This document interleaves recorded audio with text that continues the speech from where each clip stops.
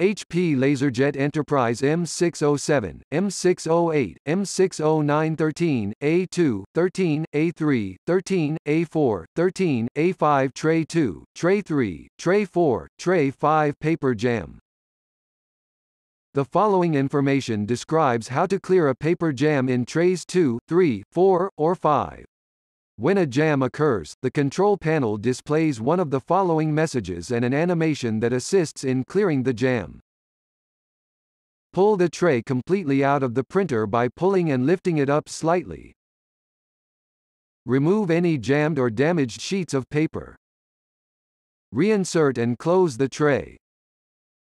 Open the rear door. Remove any jammed paper.